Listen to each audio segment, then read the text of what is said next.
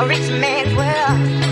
I have turned the soul of this beautiful land, but the beauty a rich man's world. I have turned the soul of this beautiful land, but What's up, everyone? Happy Wednesday. I hope your day has been amazing. So I came on here this evening to talk about this alarming situation in regards to a mass shortage of pharmacists. Now, if you remember, I did a video maybe about a month ago talking about the mass shortage of mental health care professionals and how this is going to affect society. Now, there are alarming reports that burnout and mental health issues are starting to plague pharmacists as well. And a lot of people don't know. It's not just about the medications that are in short supply these days. It's also the people filling these medications. So, according to a January 2023 report from the National Community Pharmacists Association, 2/3 of pharmacy owners are struggling to fill open staffing positions right now. And at nationwide drugstores, this pharmacist shortage is already affecting customers. Now, in December 2022, both Walgreens and Rite Aid told USA Today that they had begun to adjust pharmacy hours as a result of staffing issues. So last month, CVS announced that it would cut pharmacy hours this spring amid the pharmacist shortage. So a woman by the name of Amy Thibault, who is CVS's pharmacy lead director of external communications, she told USA Today that roughly 2/3 of the company's retail pharmacies will reduce hours starting in March.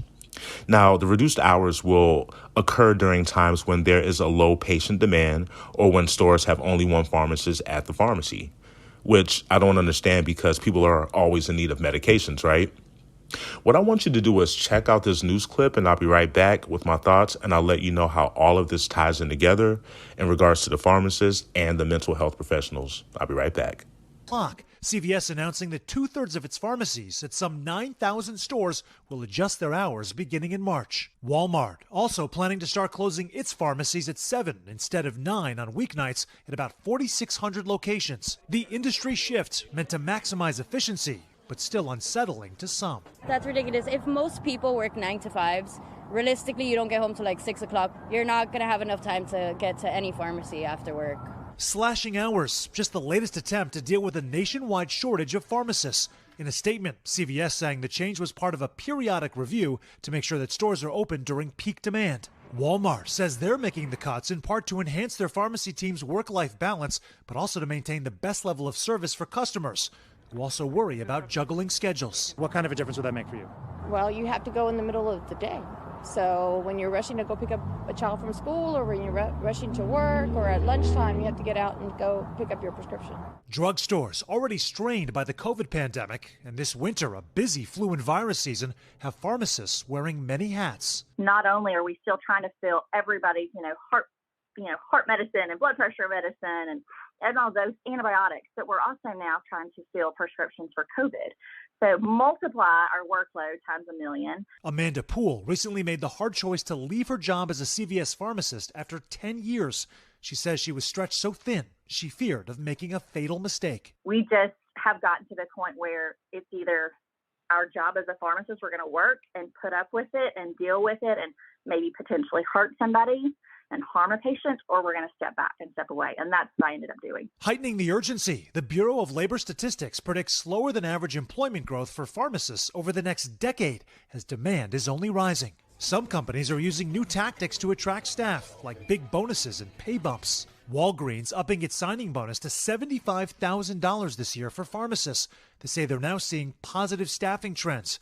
Industry experts say these retail stores are vital. The chain pharmacies serve our communities in a lot of different areas, right? We have our elderly population, our underserved population that are going to be cut from access when they have a neighborhood pharmacy that no longer is open. It's a problem for sure. Sam, you mentioned this trend of fewer available pharmacists. Do we know what's behind that? And do we know what's being done to fix that? Well, one thing we know for sure, Craig, is that the number of pharmacy school applicants has dropped by a third since its peak just a decade ago. So the raw numbers say this is a problem. Now, we talked about bonuses, higher pay as well. Walmart right now offering more money for pharmacy technicians, some 36,000 of them, according to its website.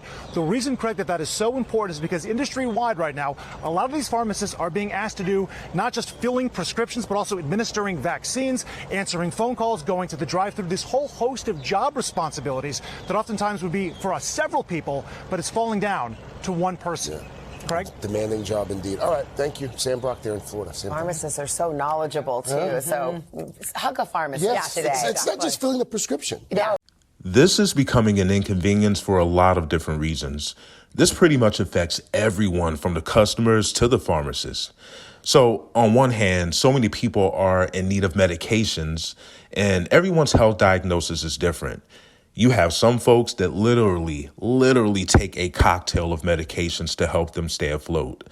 And if a dose is missed, depending on the diagnosis, it can truly be detrimental. While some customers can afford to wait a few days. For example, doctor prescribed vitamin D versus insulin or high blood pressure medication. On the flip side, these pharmacists, they're extremely burnt out and have things going on that could affect their career and could potentially make a fatal mistake when filling medications. Not to mention pharmacy techs that are basically fresh out of school are leaving their newly employed jobs at these pharmacies at a higher rate than ever, which in turn, it leaves the pharmacists pretty much hanging. So if mental health care professionals are burnt out simultaneously with pharmacists, where does that leave everybody else?